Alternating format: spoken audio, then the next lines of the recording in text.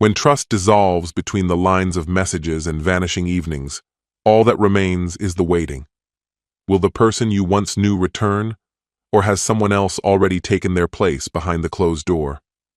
One step across the threshold, and the house built on faith begins to crack. One encounter, and life collapses without screams, without scenes. Betrayal carries no loud confessions, only a cold silence where it becomes clear. There is no way back. Sometimes the end doesn't arrive suddenly, but creeps in slowly, like morning frost on glass. And when everything crumbles to dust, one question remains. Can you start over when everything you believe to be unbreakable has shattered? Hello, my friend. I'm so glad you stopped by my channel. If you're here for the first time, don't forget to subscribe and share this video with your friends or family. It really helps my channel a lot. Please tell me in which city or country you watched this video. I value every one of your comments. So let's get started. I met Diana for the first time in my second year at Eastern State. She was the kind of person who blended into the background, always tucked away in the back row during lectures, notebooks neatly aligned, her attention drifting anywhere but toward the people around her. She dressed plainly, wore no makeup, and rarely spoke unless called on. At the time, I wasn't searching for anything real, and frankly, Diana wasn't someone I would have noticed twice. One night, we both stayed behind after a study group session. Everyone else had trickled out, leaving just the two of us. She hung back with a question, but before the TA could answer, I chimed in. That was the first time we actually spoke. A week later, I asked if she wanted to grab a coffee. It wasn't a date, not really. She said very little, and I did most of the talking. But there was something grounding about her. She didn't try to impress. She didn't flirt. She just was. At first, I didn't imagine it would become anything important.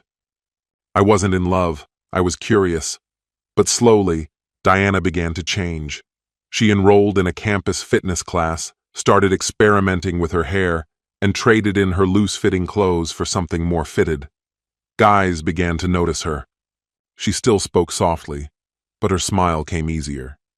And in quiet moments, her affection revealed itself in ways that disarmed me.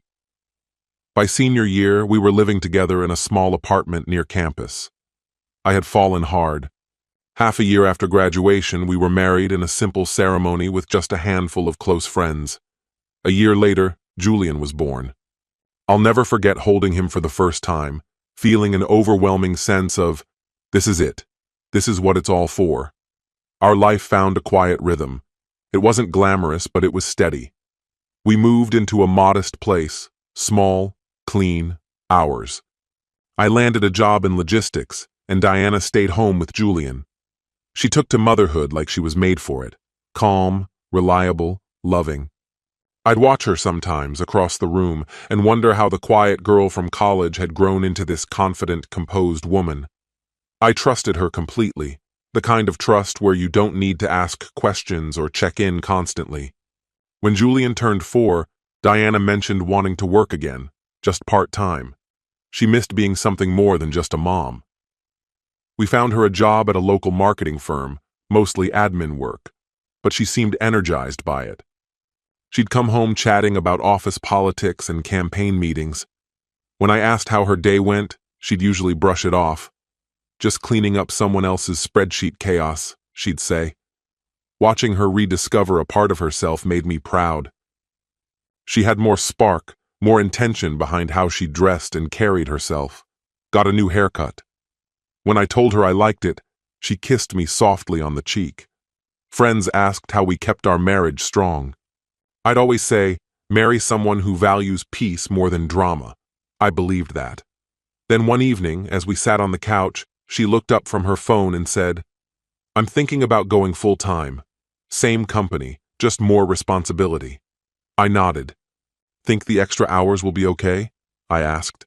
She held my gaze. I need this, for me. I didn't question it. I respected her honesty. Things shifted, bit by bit.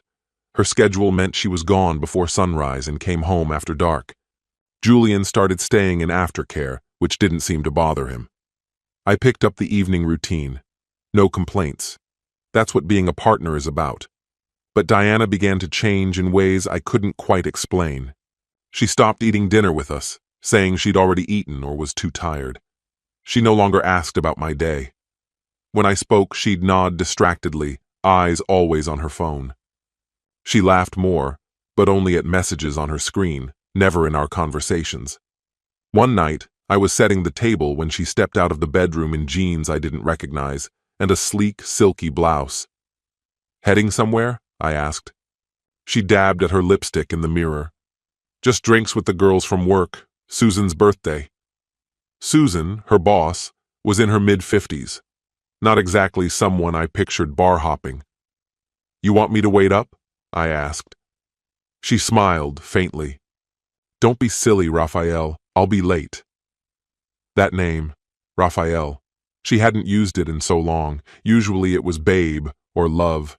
It felt cold, professional, like we were strangers playing roles. After she left, I glanced at the calendar on the fridge. No mention of any birthday. No plans marked. I didn't bring it up when she got home. She showered, climbed into bed, said nothing. The next morning, I tried gently, "You okay, Diana?" She stared into her coffee. "Of course. Why? You've just seemed distant lately." She glanced at me, her tone sharper than I expected. "Maybe I'm just exhausted, Raphael. You think managing office politics and fixing everyone's mistakes is relaxing?" That edge in her voice was new. It wasn't just exhaustion. It was something else. Something deeper had shifted. I could see it in her eyes. She was already somewhere else, mentally, emotionally. A few days later, over breakfast, she mentioned an upcoming event. "There's a formal next weekend. Company party, big client deal." I lowered my phone. "Want me to come?" She shook her head. "Only senior staff can bring +1s. It's more for networking." I nodded. "All right. Want help with Julian that night?" She didn't hesitate. "Already lined up, Holly. Our neighbor's teenage daughter, always eager to babysit." I didn't question it. When the night came, Diana emerged from the bedroom in a black dress with an open back and towering heels. Her makeup was precise, almost theatrical. "You look different," I said. She offered a thin smile. "It's a formal event, Raphael. Don't be so surprised." I gave a slight nod, though something about the moment felt strangely off. "Is that a new dress?" I asked. She turned halfway, giving me a glimpse of the back. "You bought it for me, last December. You said it was bold." I couldn't remember that at all, but I didn't argue. Roughly 10 minutes later, a silver sedan slid smoothly into the driveway. I assumed it was Susan, or maybe someone else from her team, but it wasn't. A tall man in his 40s stepped out instead, sharp suit, calm demeanor. "Who's that?" I asked. "Mitchell," she said flatly. "He's the creative director. He's giving me a ride." I watched her walk out. She didn't even look over her shoulder. That night, around 8:30, Holly came by to watch Julian. I thanked her, walked her through the bedtime routine, then retreated to my office. There were a few tasks waiting, emails, a report due Monday, just enough to occupy my thoughts.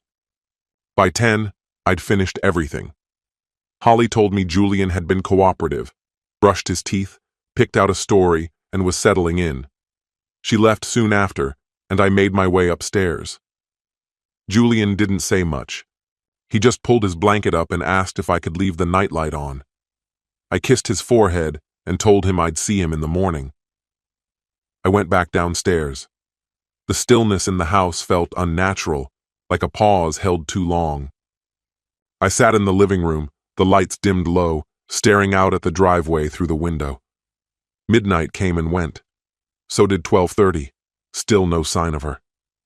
At 12:45 I called. She answered after a few rings, her voice slightly slurred. "What is it, Raphael?" "It's late. I just wanted to check in." "I'm fine. Still at the party. I'll be home soon." She hung up right after. At 2 a.m., I called again. This time, her voice was noticeably drunk, her words sloppy, thoughts tangled. "God, why do you keep calling me?" she snapped. "You're always hovering. I just want to make sure you're okay." "I'm fine," she said, stretching the word, then cut the call again. She stumbled in at 3:30 a.m., lipstick mostly gone, shoes in hand, and the overwhelming scent of perfume, like she'd reapplied it too many times. She was clearly drunk and didn't try to cover it up. "How was the party?" I asked, tone flat. "Exhausting," she replied, smiling like she hadn't noticed my voice, and disappeared down the hall without waiting for more. That's when I knew something had shifted, but I needed proof. The next morning, I woke to the sound of running water. She was already in the shower. Her black dress from the night before hung over a chair, carrying a faint trace of cologne, one I didn't recognize. I stayed quiet. That week, I set up a hidden camera, small, discreet, nestled inside the porch light. I installed it while she and Julian were out shopping. Never mentioned it. Didn't see the point. The feed came straight to my phone. 3 nights later, the truth arrived. It was Monday. Julian had a sleepover at Ethan's place. Diana had helped him pack that morning. Everything seemed normal. I told her I'd be stuck late at work. That was a lie. She figured the house would be empty. She was wrong. I parked a few streets away and watched the camera feed in real time. At 5:42 p.m., the silver sedan pulled up again. She opened the door before he even knocked. No look of surprise, only anticipation. He walked in. She closed the door behind him. At 7:18, the door opened once more. They stepped out together, her hair messy, blouse unbuttoned at the top, heels dangling from her fingers. He kissed her on the cheek. They both laughed. Then he got into his car and drove off. I didn't feel rage. Not the burning kind. It was something quieter, icy, still. The next morning, she entered the kitchen like nothing had happened. "Did you sleep all right?"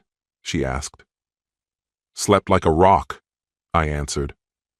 In the days that followed, I got organized, spoke to a lawyer, began the paperwork, made backups, videos, financial records, everything. I said nothing to her. Saturday arrived. Julian was out with Holly for a play date. The house felt hollow. Diana sat at the dining table, her laptop open in front of her. I walked in and placed a USB drive next to her. She glanced at it, then at me. "What's this?" "Just play it." She paused, then plugged it in. The video played. Our front door, time-stamped, Monday, 5:42 p.m. She didn't speak. When it ended, I shut the laptop. "I'm filing for divorce," I said calmly. At first, she said nothing. Then her hands started to shake. "Raphael, please, don't call me that. Not now." She leaned back in her chair, face pale, movements unsteady. "I never meant for this to happen." I gave a slow nod. But it did. She opened her mouth, closed it, tried again. It was only once. That didn't change anything. I didn't need more than once. She went quiet. Then her expression changed. "You don't understand," she said. "You've been so distant. I wasn't sure you even cared anymore." "I heard you held the door for him," I said. Diana stood across from me, too restless to stay still, walking back and forth in clipped strides. "I made a bad choice," she said, her voice tight. "I realize that now, but we can fix it." I lifted a hand, stopping her words cold. "It's too late. The paperwork's been submitted. You'll get everything by Monday. You can sign them, or meet me in court." Tears welled in her eyes, catching the light. "You're really ending this?" she asked, her voice almost a whisper. I didn't flinch. I met her gaze. "You ended it the moment you let him in." She stepped toward me, maybe thinking I'd still reach back. I moved away. "I need you gone by Friday," I said. "Julian stays with me. The custody filing is already in motion." She broke down, covering her face with her hands. I didn't feel victorious, just resolved. She left that Friday. No shouting, no resistance. She didn't fight for custody. Maybe she knew, deep down, that Julian belonged with me. That night, he asked where she was. I didn't lie. Mom needs some time to figure a few things out, I told him. He accepted that without a fight. Easier than I expected. We stayed in that house for another month before I sold it. Too many memories soaked into the walls. Then we moved to a smaller place, a quieter town, cleaner air, better schools. Julian adapted fast. By the end of his first week, he had new friends. He liked our new backyard more than the old one. I buried myself in my job, new role, long hours, but honest work. No office politics, no pretending. Diana sent a handful of texts. Can I talk to Julian? I'm sorry. I miss you. I miss what we had. You were a good man, Raphael. I get that now, she wrote. I never blocked her, but I didn't respond either. Julian never once asked to call her. Maybe he sensed the shift too. Word got to me that she was back in the city, renting a small place. Mitchell had vanished. She'd already burned through 2 jobs in 5 months. I didn't go looking to see if it was true. Nearly a year passed. The leaves were just starting to fall when the letter arrived. No return address, but the handwriting was unmistakable. I waited until Julian was asleep before opening it. Raphael, there isn't a day I don't think about what I did. I remember the life we built, how I let it all slip through my fingers. I miss Julian. I miss your steady presence, how you never raised your voice, even when I deserved it. If there's any space left in you for it, I'd like to see you. Not to beg forgiveness, I know I lost that right, but to look you in the eye and say I'm sorry. Please consider it. I folded the letter and dropped it into the fire, not out of bitterness, not out of ego, just because there was nothing left to say. Some regrets are understood without being voiced, and some choices are the closure. I had Julian. That was what mattered now. The chapter we'd shared was closed. A new one, quieter, steadier, was already underway. I didn't have a roadmap, but I knew we'd be okay. I started waking up earlier, packed lunches, checked his homework, let myself enjoy the little things, not to erase the past, but to honor what remained. Trust, love, time. I stopped rewinding the mistakes and started laying the bricks for what was still to come. It wasn't the life I once dreamed of, but it was mine, and it was enough. This story has come to an end. What's your opinion? Share it in the comments, my friend. And if you like this story, check out other exciting videos on my channel. I'll say goodbye until the next video. See you.